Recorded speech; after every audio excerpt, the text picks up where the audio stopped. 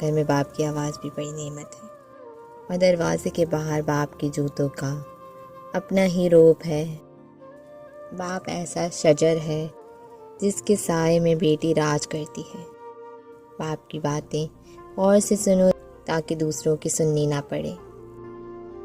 बाप वो वाहिद शख्स है जिसके जूतों से भी बेटी को मोहब्बत होती है।